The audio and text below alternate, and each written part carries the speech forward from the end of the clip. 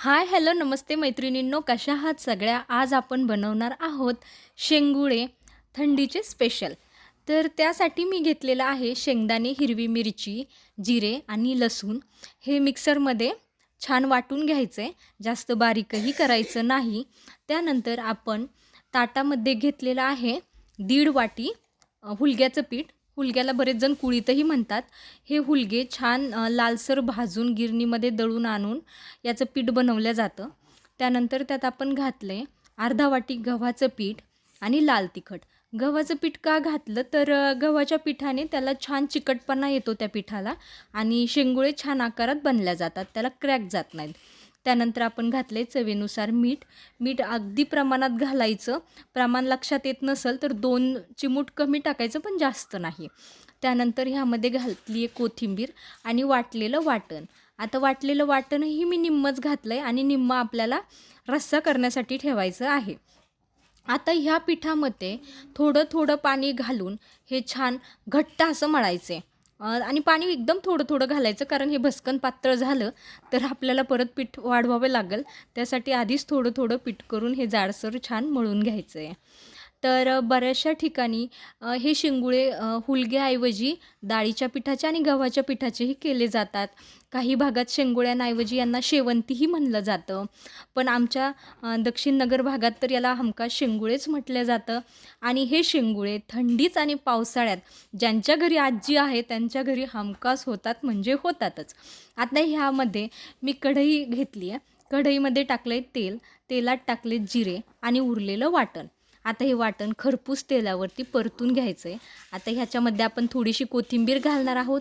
ती कोथिंबीरही आपल्याला छानपैकी याच्यात परतून घ्यायची आहे. याचा वास छान सुगंध दरवळण एवढं असं छान परतून घ्यायचं आहे. नंतर घातलं आहे 1.5 तांब्या पाणी. 1.5 तांब्या पाणी म्हणजे तुम्ही कमी जास्तही करू शकता. तुम्हाला जेवढ्या क्वांटिटीत बनवायचं आहे तेवढ्या क्वांटिटीत तुम्ही पाणी घालू शकता. आता आपण याच्यात घातले लाल तिखट. लाल तिखट आता रस्सा म्हणला आणि सर्दी जायची म्हणलं तरी थोडा झणझणीतपणा आलाच पाहिजे. त्याच्यामुळे आपण घातले लाल तिखट आणि चवीनुसार मीठ. ह्या सगळ्या पाण्यात आपल्याला अजून एक इन्ग्रेडियंट ॲड करायचा, एक गोष्ट ॲड करायची, ती म्हणजे आपण जे शेंगुळ्याचं पीठ मळलं होतं त्या शेंगुळ्याच्या पिठातला थोडासा पिठाचा गोळा आपल्याला ह्या पाण्यामध्ये घालायचा आहे. पाण्यामध्ये घालायचं आणि ते पाणी छानपैकी आपल्याला ढवळून घ्यायचं आहे. मस्त ते गोळा आपला त्या पिठात विरघळला गेला पाहिजे. तो आता त्या पाण्याला उकळी येऊपर्यंत आपण हे शेंगुळे बनवून घेऊत. आता हे शेंगुळे मी हातावरती बनवायचा प्रयत्न केला, पण म्हणावा असे काय ते बना नाहीत.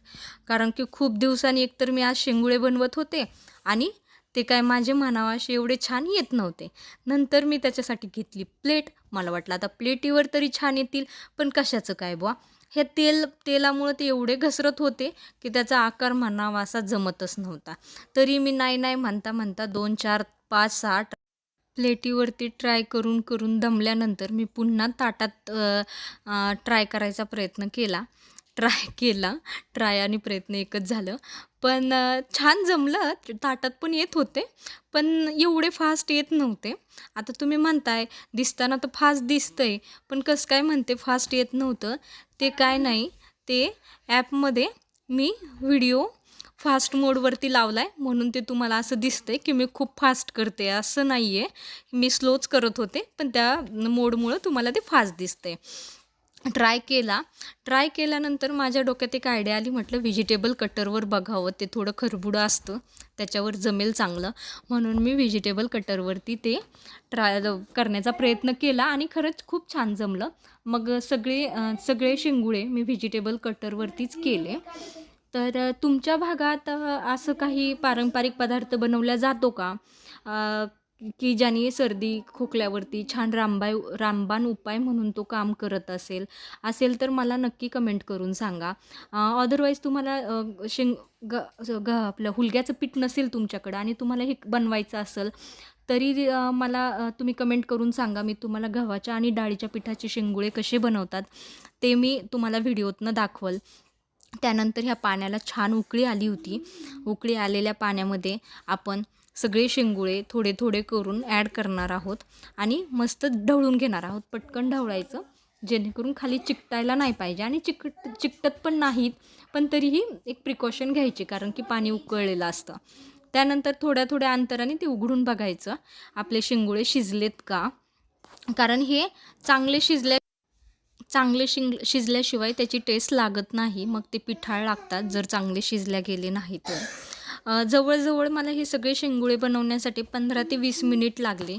मी 15 ते 20 मिनिट छान त्याला वाफवून घेतलं आणि बघता बघता आपले छान असे शेंगुळे, चवदार, तोंडाला चव आणणारे शेंगुळे आपले तयार झालेले आहेत.